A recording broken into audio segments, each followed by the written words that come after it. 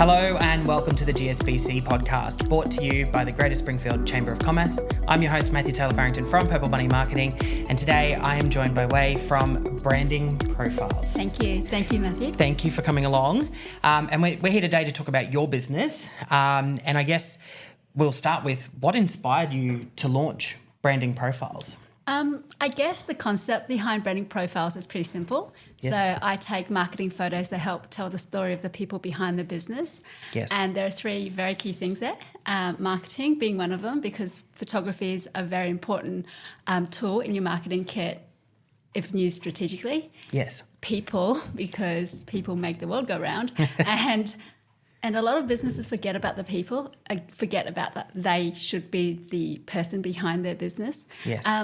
And the third one is story. So the advantage of small businesses is that we have access to the people and we have access to their stories. So Yes. yeah, Branding Profiles is just about capturing all that and helping businesses grow and stand out. Yes. And how has your journey unfolded in that space? It's been amazing. So I've been a photographer now for 14 years. Before that, Yes. my life before that was in marketing for about 10. But in the first 10 years of my business, it's always been newborn and family, which I absolutely love. But my marketing brain was buzzing, and being a business person who runs her own business, I saw all the challenges that my friends who run their small business are also facing. So I thought, well, COVID hit as well. So I thought, well, what can I do? Yes. Maybe I'll take photos of people, which is what I love doing, the portrait photography, Yes. but use my business brain to really like put strategy behind the photos. it. Yeah. Yeah, definitely. Yes, I think a lot of businesses were born during COVID. Yes, absolutely. I think a lot of things, I think COVID kind of gave people the time to stop and reset and think. Yeah. So, yes. All right. Having a look at your website emphasises creating powerful and engaging and authentic brand photography. How do you achieve that for each client? Once again, I guess achieving powerful photos for clients, it's all about the client. Yes. So my photography is very much client-based and client-focused. I spend a lot of time, like a lot. So if you ask any of my clients how much of our session is spent talking and how much of the pre-session is spent planning, it is all in that planning and talking bit where I get to really know my clients, and I get to know them as people. I get to know them through their values and Yes. through their lifestyle. And it's not just about their business, because if you're in business and people are looking at your website, they already need what you sell. So you don't really need to sell that. Yes. For me, it's very much you then need to step up and say, hey, this is me and this is why I do what I do and this is how I can help you. So it's all about the people, and then also understanding where they want to go. So whatever their goal is, I need to make sure that when I take their photos, those photos will help them get to where they want to be. Yes, 100%. All right. You also offer a range of services, including headshots, obviously the personal branding photography that we've talked about. But how do these services contribute to the client's overall brand strategy? The different variety of types of photos is dependent on what it is that the client wants to achieve. Yes. So with personal branding, I guess any business where your business name is your brand, that's personal branding. And for those type of businesses, it's really important to really push the people side, like who they are. So I would then use personal branding photos to photograph my clients on locations that they usually hang out, or to talk to their ideal clients. For headshots, I don't particularly just do headshots. I like to do half body shots at least. Yes. Because I believe that a photo should be very much about how a person feels, like their vibe, Yes. rather than just what they look like. Yes. Yeah, because that tells their story then. Yeah, agreed. All right. And obviously you alluded before about your background in business and marketing. But how do you integrate those, I guess, disciplines into your photography session to enhance the client's market presence?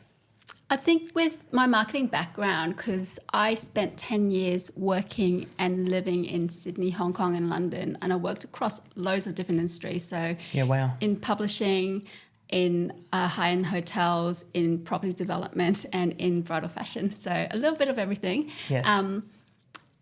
and on all levels. So I started off straight after uni making coffees, right up to the last marketing job I had. I was actually head of marketing for a bridal fashion brand in the UK. Yes, so wow. I've done the whole thing, and I've seen, you know, what works, what doesn't. And having that knowledge, I think, has really helped me, because when I go to speak to my client, usually a small business client, they don't really understand how marketing works. They just go, right, I need photos, let's just tick that off. But they don't understand how to apply it to their business.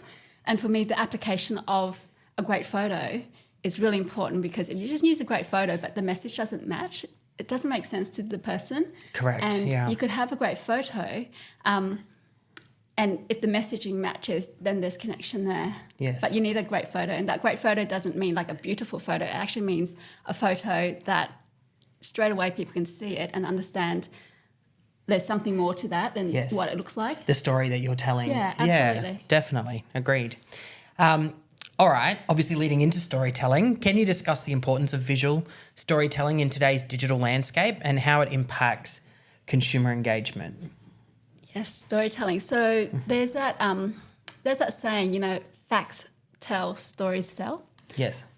It's so much easier if you share a story with someone, because they will remember a story, right? That's why fairy tales like work, because you keep retelling the story. Telling the story, yeah. If you tell someone facts and figures, someone like me, he's very creative, and Yes. I would never remember, so I would never reshare that story or reshare that fact.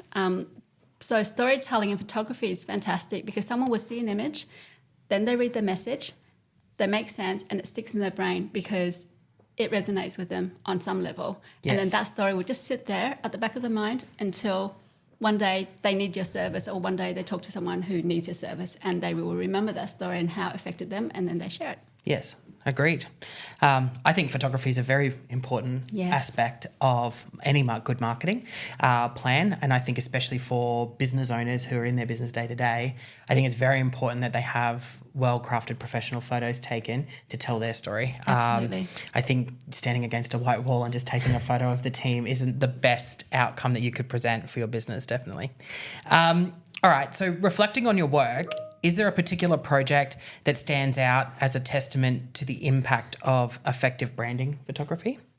I have so many amazing stories with different clients, but I think the one that stands out most for me is my beautiful coaching client, Jillian. She started a business about 2 years ago, and she's not someone who likes photos, so she stepped out of the corporate world and straight into her own leadership coaching. She's amazing at what she does, and she's very active on LinkedIn.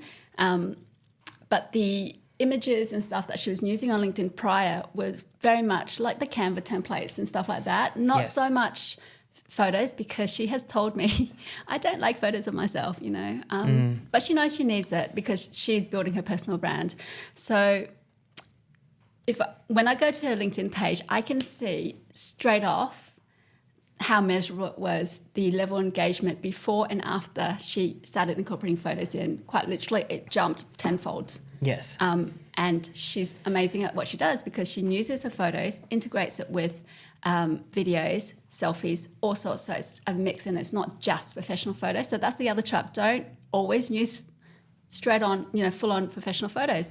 Put behind the scenes in there, put you know, work in progress, that kind of thing. People like to see what you do. They just don't like the They full want to see polish. the authentic side of it. They don't want to see the Spielberg production from Event Cinemas. Absolutely. Yes. It's too polished, and it doesn't feel real. Yes. So Jillian's a fantastic example of the impact that photography has had in elevating her personal brand and engagement. Yeah, definitely. You might be shocked to know this, but I agree, and I think most business owners are the same.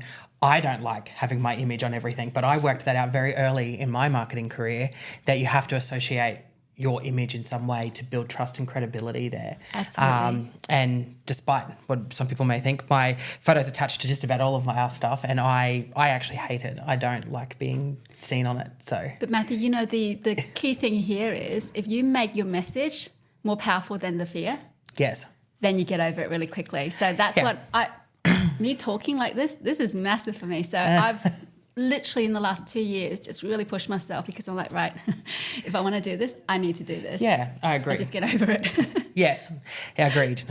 And I guess that's why I was saying that, because it leads me into my next question around, some businesses are hesitant in investing in professional photography, and for a range of different things. Teams that don't like photos, staff that don't like photos, they themselves who don't like photos, stuff like that. But what insights would you share to kind of provide value about why it's so important? A few things. So photography is powerful. Now, Yes. everyone has a phone which has the most amazing technology for photos. Use that. Yes. Very important. Everyone can do that. Yes. But why would you pay for a professional photographer? From my point of view, especially with me, I don't just turn up and take a photo. No. Because I'm correct. not doing anyone a service. I can do that in my free time. But for me, professional photography comes with a whole gamut of skill sets that, for me, it's my marketing background and how it applies. I'm also a business owner, so I know your struggles. I know a lot Yes. of people don't like doing certain things. And I also have dealt with, I think my biggest kind of corporate headshotty client is 40 lawyers Yep. in 3 days Yes. who did not want their photos taken, but they Yes. were building a new website. Yes. So it's important because with AI or with the internet in general, there's just so much out there. Mm-hmm. And personally, when I'm Googling for service or business, the first thing I do is go to the About page. And if there's no image and if there's no personality, I look at it and go, right, you either can't be bothered or you're fake. Yes. So just attaching a photo, any photo, Yes. brings that trust up a lot. Correct. Yeah, I agree. I think it's very important. Yeah. People buy from people. Yes. So they want to see their faces. Yes. So I think it's important, definitely. All right, last question for you, and then you can jump out of the hot seat. What future trends do you anticipate in branding photography? Obviously, you mentioned the rise of AI, but how will this, how will you adapt, and with these changes that are coming? Yeah, AI is here to stay. I actually love AI because I use it to. Yes. I use it very much to speed up the process, and I think that's what AI's role should be, is as a tool to help you. But we've all been using AI, so if you're a photographer, you've been using it forever in your Photoshop. Yes. There's so much we use, right? Correct. But how to adapt is, I think, very much the importance of businesses is trust. So trust is going to be a massive factor. With AI being so powerful, sometimes you look at a photo and go, oh, that looks really real. But as a trained eye, I know it's not real, but someone else might not. So Yes. showing up authentically and showing up as you and having photos that look like you and feel like you, not an AI version of you, Yes. that's going to be really key. But also videography. So seeing people talk, seeing them in motion, seeing them moving about, Yes. making mistakes. Yes.